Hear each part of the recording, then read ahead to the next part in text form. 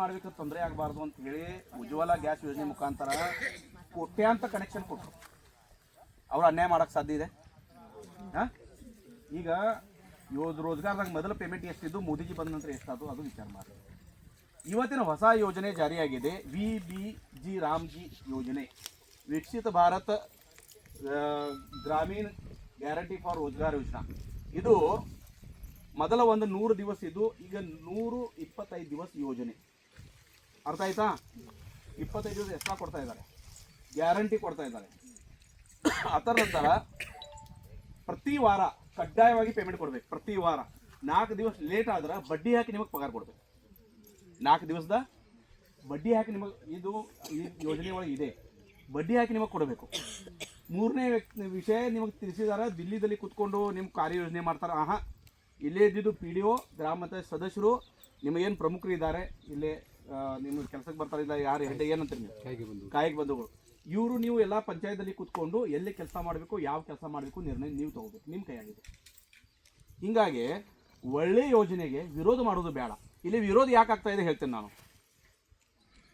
ಈ ಕಾಂಗ್ರೆಸ್ ಇದು ಕರ್ನಾಟಕದಲ್ಲಿ ಕಾಂಗ್ರೆಸ್ ಇದೆ, ಅವ್ರಿಗೆ ರಾಮ ಈ ಶಬ್ದಕ್ಕೆ ವಿರೋಧ ಇದೆ.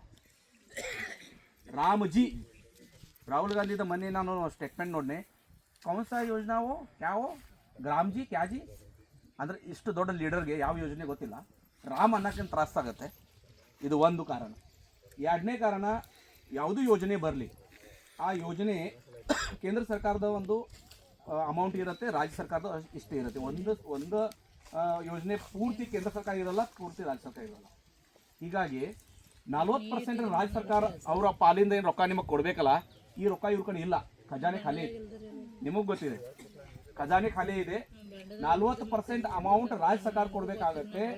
ಇವ್ರಿಗೆ ತೊಂದರೆ ಆಗ್ತಾ ಇದೆ, ಇದು ಕೊಡೋದು ಪರಿಸ್ಥಿತಿ ಇವ್ರ ಕಡೆ ಇಲ್ಲ. ಅದಕ್ಕಾಗಿ ಅವರು ವಿರೋಧ ಮಾಡ್ತಾ ಇದ್ದಾರೆ. ಈಗ ಯಾವುದು ಡೆವಲಪ್ಮೆಂಟ್ ಆಗ್ತಾ ಇಲ್ಲ, ಸಾಕಷ್ಟು ಗೌರ್ಮೆಂಟ್ ಅಧಿಕಾರಿಗೆ ಪಗಾರ ಸಿಗ್ತಾ ಇಲ್ಲ, ಎಲ್ಲಿಯೂ ಹೊಸ ಯಾವುದು ಪ್ರಾಜೆಕ್ಟ್ ಜಾರಿ ಮಾಡಿಲ್ಲ ಈ ರಾಜ್ಯ ಸರ್ಕಾರ, ಮತ್ತು ಎಲ್ಲ ಬೆಲೆ ಏರಿಕೆ ಮಾಡಿದ್ದಾರೆ. ಈಗ ನಾವೆಲ್ಲರೂ ಪುಕ್ಕಟ್ಟು ಹೋಗ್ತೇವೆ, ನಮ್ಮ ಗಂಡ ಹೋಗ್ತಾ ಇದ್ದಾರೆ ಅನ್ಕೋ ಅವ್ರ ಕಿಸೆಯಿಂದ ಡಬಲ್ ಚಾರ್ಜ್ ತೊಗೋತಾರೆ ಬಸ್. ಈಗ ಪುಕ್ಕಟ್ ವಿದ್ಯುತ್ ಅಂತ ಹೇಳ್ತಾರೆ, ನಿಮ್ಮದು ಒಂದು ಮನಿ ಇದೆ ಪುಕ್ಕಟ್ ತೊಗೋತೀರಿ, ಬಾಜುಕ್ ನಿಮ್ಮದು ಅಂಗಡಿ ಇದೆ, ಅಲ್ಲಿ ಕಮರ್ಷಿಯಲ್ ಅಂತ ಡಬಲ್ ತೊಗೋತಾ ಇದ್ದಾರೆ. ಹಾಲಿನ ದರ ಹೆಚ್ಚು ಮಾಡಿದ್ದಾರೆ, ಸಬ್ ರಿಜಿಸ್ಟರ್ದಾಗ 5 ಪಟ್ಟು ಮಾಡಿದ್ದಾರೆ. ಸ್ಟ್ಯಾಂಪ್ ಡ್ಯೂಟಿ 5 ಪಟ್ಟು ಅಂದ್ರೆ 10,000 ತುಂಬ್ತಿದ್ವು ಅಂದ್ರೆ ಈಗ 50,000 ತುಂಬಬೇಕು. ನಾವು ಯಾವುದೂ ಕ್ಷೇತ್ರ ಬಿಟ್ಟಿಲ್ಲ.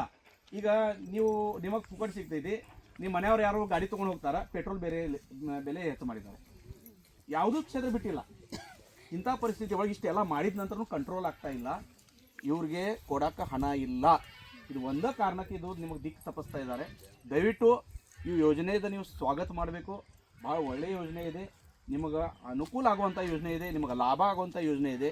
ಇದಕ್ಕೆ ಯಾರ್ದು ಮಾತು ಕೇಳಿ ನೀವು ಇದು ಮಾಡಬೇಡ್ರಿ. ನಿಮ್ಮ ಮನ್ಯಾಗ ಹುಡುಗರು ಅದ ಶಾಲೆ ಕಲಿತಾ ಇದ್ದಾರೆ, ಕಾಲೇಜಿಗೆ ಹೋಗ್ತಾ ಇದ್ದಾರೆ, ಅವ್ರು ನೆಟ್ ಒಳಗೆ ಗೂಗಲ್ ಒಳಗೆ ಹೋಗ್ಲಿಕ್ಕೆ ಹೇಳ್ರಿ, ಈ ಯೋಜನೆ ಡಿಟೇಲ್ ಇದೆ. ಅದ್ರ ನಾವೇನು ಹೇಳೋದು ಅವಶ್ಯಕತೆ ಇಲ್ಲ. ನಿಮ್ಮ ಮನ್ಯಾಗ ನೀವು ಇದೇನಿದೆಯಪ್ಪ ಯೋಜನೆ, ಏನೇನು ಪಾಯಿಂಟ್ಸ್ ಅದಾವ, ಏನೇನು ವಿಷಯ ಅದಾವ ಹೇಳ್ರಿ ಅಂತ ನಿಮ್ಮ ಮನ್ಯಾಗ ಹೇಳ್ಬಿಡ್ತಾರೆ ನಿಮ್ಮ ಹುಡುಗರು. ಇದು ಒಳ್ಳೆಯ ಯೋಜನೆ ಇದೆ, ದಯವಿಟ್ಟು ಇದು ಮಾಡಬೇಡ್ರಿ. ನಿಮ್ಮ ಸಲುವಾಗಿದೆ ಇದು. ಈಗ ಹೇಳ್ರಿ ಅಕ್ಕಾರೆ, ಏನಿದೆ ಗೊತ್ತಾ, ನಾನು ಯಾವ ಉದ್ದೇಶದಿಂದ ಹೇಳ್ತೇನಲ್ಲ ಆ ಉದ್ದೇಶ ಸರಿ ಇರಬೇಕು, ಜನರಿಗೆ ಒಳ್ಳೆಯ ಮಾಡುವಂಥ